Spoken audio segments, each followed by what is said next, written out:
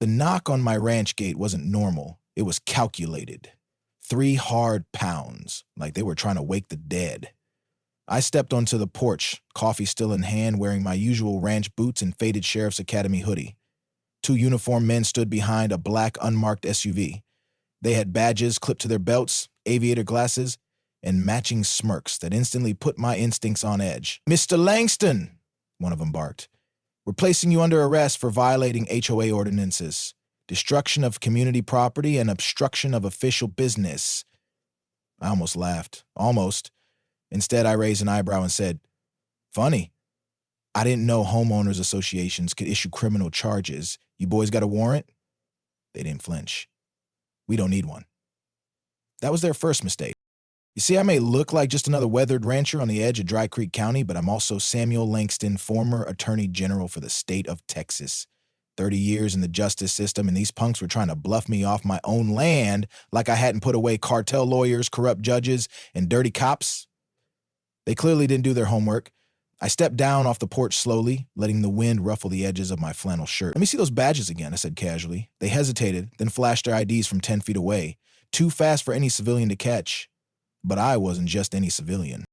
Their uniforms were wrong. Cheap tactical pants, no shoulder patches, no body cams, no department insignias. And that badge looked like it came from a Halloween store. I knew exactly what was happening. Someone at the Oak Ridge Estates HOA had finally lost their damn mind. This all started when I fenced off my south pasture. It wasn't just a fence, it was a legal boundary reaffirmed by 2 state surveys. But apparently the HOA believed that part of my land belonged to the neighborhood greenbelt, a greenbelt that had only existed for 5 years, while my family had owned this ranch for 5 generations. I told them they were welcome to bring a real surveyor. Instead, they sent these clowns. "I'd like you both to leave my property," I said calmly, crossing my arms. The taller one smirked and reached for his cuffs. "You can't resist arrest, sir," I chuckled darkly. "You're right. If this were a real arrest, but impersonating an officer in Texas? That's a 3rd-degree felony. And I happen to have a 4K security camera mounted right above your head." "Smile." They both froze. I pulled out my phone and tapped my lawyer's speed dial. "Laura," I said once she picked up, "get the sheriff and state troopers out here immediately. I've got 2 men impersonating law enforcement on private land. Tell them Sam Langston called it in." That's when the men panicked. They muttered something, backed toward the SUV, and peeled off down the gravel drive like the cowards they were. But it wasn't over, not even close. Because the HOA didn't just send fake cops to my home, they recorded the whole thing and tried to twist it. The next morning, a video appeared in the Oak Ridge HOA Facebook group, edited to make me look like I was the aggressor. "Unstable rancher refuses HOA inspection and threatens officers," the caption read. The comments exploded. "This man needs to be arrested. He'll even live here. Someone call the real cops." My blood boiled. I knew exactly what this was now. A smear campaign. They were using social media, fake uniforms, and legal threats to scare me off my own land. But they forgot one thing. I am the law. By sunrise, my name had gone viral in the worst way possible, at least locally. The Oak Ridge HOA's Facebook post had racked up over 1,000 shares in less than 12 hours. Neighbors I hadn't spoken to in years were suddenly chiming in like I was some dangerous lunatic. One even wrote, "I always knew something was off about that man, probably hiding something in that barn." I didn't even own a barn. It burned down in 2006. But facts didn't matter to these people. The video was cleverly edited to show me raising my voice and stepping forward while the fake officers calmly de-escalated. They'd cut the audio where I mentioned the law. They'd blurred their fake badges. But what they hadn't accounted for was the raw footage. My footage. From the 4K security cameras mounted on every corner of my porch. By mid-morning, I was sitting in front of my old desktop computer, sipping black coffee and uploading the full unedited video to YouTube with a simple title, HOA sent fake cops to my property. Watch what really happened. No music, no edits, just the truth. I posted the link in the same HOA Facebook group they'd used to smear me. "Here's the full video. Watch all 6 minutes. You'll learn something." And then I waited. At first silence, then boom! People started watching. A few comments trickled in, then dozens, then hundreds. One woman wrote, "I feel so sick watching this. Those weren't real cops." Another replied, "I believed the HOA's version until now." I'm sorry, Mr. Langston. Within 2 hours, the HOA disabled comments. By 4 hours, they took the video down altogether, but the damage was already reversed. Then came the calls. The sheriff's department, local reporters, even Good Morning Texas reached out for an interview, but I wasn't interested in attention. I was interested in justice. That same afternoon, I filed a criminal complaint against the two impersonators. I provided their license plate number, thanks to my driveway cam, facial recognition matches, and a forensic comparison between their fake badges and the real thing. Within days, they were arrested, real arrest this time, and charged with impersonating peace officers and criminal trespass. But here's the kicker. When interrogated, they confessed. They were hired directly by the Oak Ridge HOA board president, a slick little real estate developer named Trevor Marsh. Now, we were talking felony conspiracy. I took that confession and walked straight into the district attorney's office. I didn't need to talk to some junior clerk. I knew the DA personally. We'd worked side by side on fraud cases years ago. When I handed her the paperwork, she flipped through the folder in silence. Then she looked up at me and said, "You know we're going to make an example out of him, right?" I smiled. That's the idea. But even with the law on my side, I knew Trevor wouldn't go quietly. Men like him don't lose with grace. They twist, they bribe, they throw tantrums in polished offices and find lawyers who speak in loopholes. So while the DA prepared her case, I got to work on mine. I filed a civil suit for defamation, trespass, and emotional distress. I subpoenaed HOA financial records. I dug into property expansions and suspicious contracts. And what I found? Trevor had been using HOA funds to pay security contractors under the table. No vetting, no licensing, just intimidation tactics funded by resident dues. But this wasn't just about one rogue HOA president. This was about a broken system that let a man like him think he could bully someone off their land using fear and lies. And if Trevor thought he could use his power to bury me, he'd better bring a bigger shovel. Because I wasn't just fighting back. I was preparing to flip the whole board upside down. Trevor Marsh thought he had the town in his back pocket, and for a while, maybe he did. As a real estate developer turned HOA board president, he charmed enough residents with slick landscaping and promises of elevated property value that no one asked too many questions. But the moment he sent two criminals in fake uniforms to arrest a former attorney general on his own ranch, his empire started to wobble. What Trevor didn't know was that I had more than cameras and courtroom experience. I had receipts. And nothing scares a power-drunk bureaucrat like a paper trail that bites back. By the end of that week, I had a legal assistant, Sarah, one of my former interns, go through years of HOA meeting notes, budgets, and vendor payouts. Hidden in the fine print were cash transfers labeled emergency response services. The dates lined up exactly with when Trevor had sent those impersonators. Worse, some of the funds had been rerouted from community improvement budgets, money meant for park maintenance and playground equipment. Families in Oak Ridge thought their HOA fees were buying swing sets and security cameras. In reality, they were paying for intimidation squads to harass landowners like me who refused to play along. I didn't go straight to the court this time. I went to the people. At the next HOA community meeting, normally a boring Tuesday evening affair, I showed up early and brought 20 printed copies of the real budget with highlighted sections and easy-to-read notes. Then I signed up for the open forum. When they called my name, I stood up, cleared my throat, and said one sentence that made everyone look up from their phones. "Your HOA fees paid for my illegal arrest attempt." Gasps! I handed out the paperwork. People flipped pages, eyes widening.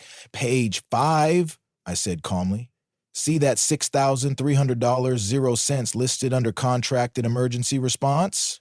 That was used to pay two unlicensed men to enter my ranch and put handcuffs on me. Without a warrant, without a badge, without any legal authority." Trevor, sitting at the head of the board table, went ghost wild. He tried to interrupt me, but it was too late. Parents were already on their feet. "Is this true? Where's the playground that was promised? My son uses that creek you tried to claim was unsafe. Is that why you wanted it shut down?" One woman held up the budget and shouted, "You've been stealing from us." Chaos broke out. That meeting ended with Trevor being escorted out by real deputies this time. One of the board members resigned on the spot. Another mumbled something about needing legal advice and vanished within 48 hours. But I wasn't done. Not even close. The next morning, I filed a petition with 63 verified signatures to remove the entire HOA board under the community charter. I ran a full-page ad in the local paper outlining what happened, names included, and while Trevor scrambled to save face, his development company was quietly blacklisted by 2 major housing lenders after I submitted my findings to their compliance divisions. His funding dried up, his name became mud, and his attorney, he quit mid-case citing ethical conflicts. Now, I could have walked away satisfied. I could have let the court cases run their course and watched Trevor get swallowed by his own lies, but something in me had changed.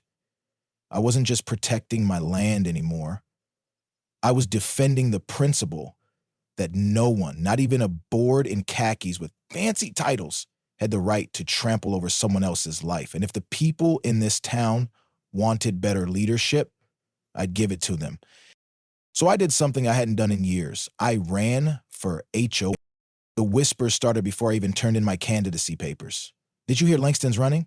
Wasn't he the guy with the fake cop scandal? He's too old-fashioned, won't work with developers. And to all of that, I said, good, let them talk. Because if there was one thing this town desperately needed, it was someone who wasn't afraid to tell uncomfortable truths. Someone who wasn't in a developer's back pocket or too timid to confront power when it turned rotten. I wasn't running for control, I was running to clean house. Election night came faster than I expected. The weeks leading up to it were a whirlwind. Door-to-door conversations, community Q&As, and 3 separate HOA meetings where residents demanded transparency, and I gave it to them. I told them what the HOA had hidden in plain sight: manipulated surveys, misuse of funds, fabricated legal threats. But I also told them something they weren't used to hearing. This isn't just Trevor Marsh's fault. It's ours, too, for not paying attention. And I'm not here to be a hero. I'm here to help you take your power back. It worked. The turnout broke records. People who had never voted in HOA elections before showed up with fire in their eyes and rolled up sleeves. Parents, veterans, teachers, even a few teens came along just to cheer their parents on. When the results came in, the room fell silent. I won by a landslide. Not only was I elected president, but 3 of the new board members were residents who had spoken up at the meeting where Trevor was real people, real values, real change. Well, the very next day, we got to work. We opened the HOA books to the entire neighborhood. We published every meeting agenda online. We canceled 3 shady contracts and hired independent auditors to clean up what was left of Trevor's financial mess. But most importantly, we rewrote the rules. No more secret meetings. No more surveillance on private property. No more targeting landowners for doing what they've done for generations, managing their land their own way. We implemented a new clause that protected ranchers and legacy homeowners from arbitrary interference. I called it the Langston line, a legal boundary the HOA could never cross again. But Trevor wasn't finished. A week later, I received a thin envelope from his lawyers. He was suing me personally for defamation, claiming my public statements had cost him millions in development revenue and irreparable harm to his reputation. I stood there holding that letter, shaking my head. He still didn't get it. This wasn't about ego or money. It was about consequences. He sent fake cops to my ranch. He doctored footage to smear my name, and now he wanted to play victim? That's when I decided to hit back with everything I had. I filed a counterclaim, not just for defamation, but for malicious prosecution, abuse of process, and punitive damages. I subpoenaed every HOA email from his company, every text, every document, and what we found? A gold mine. Internal memos showing how they planned to intentionally provoke me into a confrontation. A containment strategy labeled Langston Protocol that detailed surveillance tactics and neighborhood manipulation. I took that straight to the DA. Suddenly, Trevor's civil suit disappeared. His business partners pulled out, his legal team went quiet, and the HOA? They issued a formal public apology on the front page of the town paper. But the real victory wasn't legal, it was emotional. One night, after a long day of reviewing new community proposals, I stood on the edge of my property watching the sun set behind the hills. My land was quiet again, untouched, unbothered. A pickup slowed by my gate, and a kid leaned out the window, waving a piece of paper. "Hey, Mr. Langston, I wrote my school essay about you." I waved back, heart full. Maybe the fight had been messy. Maybe I'd lost sleep, time, and trust, but I'd gained something bigger: purpose. Trevor forgot who he was dealing with, not just a retired attorney general, but a man who remembered what justice really looks like. After Trevor's lawsuit quietly dissolved and his development firm crumbled, you'd think that would have been the end of it. But when people like Trevor fall, they don't just leave, they leave wreckage. His departure created a vacuum in Oak Ridge, and I could feel the tension ripple through every resident. For years, this community had been under the thumb of board members who acted more like kings than neighbors. Now, with me and a new team in place, people weren't sure what to expect. Would we swing the other way? Would we become just another version of power? I knew we had to prove something deeper, that accountability wasn't a one-time act, it was a culture. So we began to clean up not just of policies, but of trust. We hosted bi-weekly town halls where any resident could stand up, voice concerns, and propose changes. We didn't censor, we didn't deflect, we took notes and followed up. I pushed for a total HOA bylaw overhaul and created a resident-led advisory committee to review it. Teachers, nurses, retired folks, even a high school student. Everyone had a say. But that's when the outside threats began. It started with a letter, then a second, then three more. All from different law firms, all making vague threats on behalf of impacted stakeholders, claiming I had interfered with future development interests. One even accused me of intellectual interference, whatever that meant. I wasn't surprised. Trevor had friends in high places, people with a lot to lose now that the HOA wasn't just a rubber stamp for real estate deals. But I wasn't intimidated. I'd faced down drug lords and dirty attorneys in my old job. I knew how to spot desperation masquerading as legal jargon. Still, I wasn't reckless. I called in some old colleagues, federal-level friends from my attorney general days. One of them, now working in the U.S. Attorney's Office, took one look at the documents and said, "Sam, this smells like racketeering." That changed everything. With their help, we began investigating not just Oak Ridge, but neighboring HOAs tied to the same real estate group. What we uncovered was staggering: a web of shell companies, bogus bids, and HOA presidents who'd been paid to enforce property seizures under the guise of easement violations and community standards. It wasn't just a pattern, it was a playbook. Word got out. Local papers picked it up. State officials took notice. Investigators from Austin showed up to my ranch asking for the files. I gave them everything.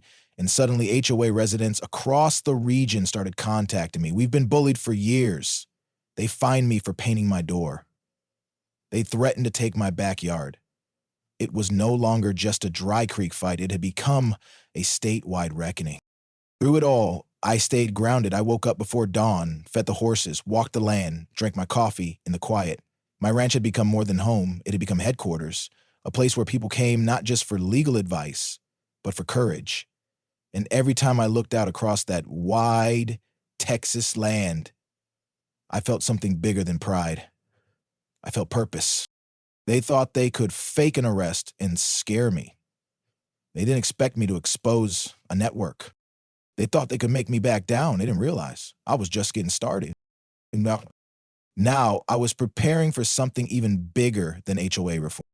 When the state hearings began, they didn't call me Mr. Langston. They addressed me the way they used to. Attorney General Langston, retired. I sat before the Joint Housing Committee at the state capitol with stacks of documents, sworn statements, security footage, and testimonies from dozens of victims across Texas. Some were elderly homeowners who'd had liens placed on their properties for leaving trash cans on the curb too long. Others were veterans fined thousands for building wheelchair ramps without prior approval. And many, too many, were farmers and ranchers like me, targeted by HOAs trying to grab land under the radar of sleepy county councils. I stood and told them the truth. This isn't about paint colors or fence heights anymore. This is organized abuse of authority, funded by fees, masked as regulation, and enforced with fear. The room went silent. For a moment, you could have heard a gavel drop. By the time I'd finished my proposal, the Landowner Protection Act, there wasn't a single lawmaker in the chamber still checking their phone. The bill was simple.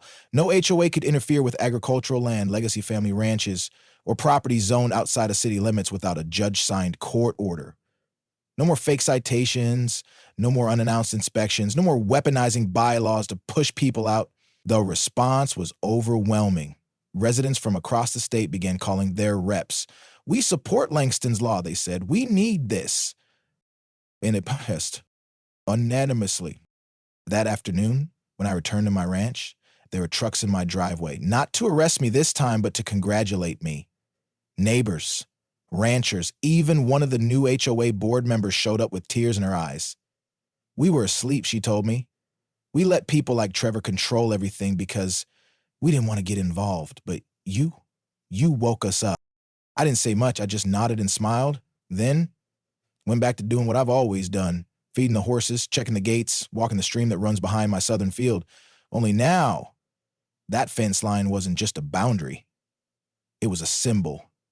No HOA, no corrupt board, no fake cops would ever cross it again. Months passed, Trevor disappeared from public life entirely. His company folded, his name became a whisper, just one more chapter in a book of power turned to dust. But the movement, that only grew. I turned my legal nonprofit into a full-time foundation, Langston Liberty, helping landowners across the country fight back against overreach.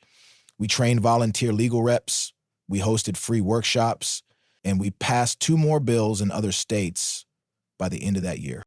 One morning, as the mist rolled in across the pasture, I stood alone at the same porch where this all began. I could still hear the fake knock, still remember the smirks on their faces, still feel that quiet insult of being underestimated. But more than that, I remembered what came after. The fight, the community, the legacy. I didn't just survive an attack. I turned it into a revolution. And now, when people ask me what I do, I don't say retired. I say defender of land, truth, and the kind of justice that never needed a badge to begin with. The end.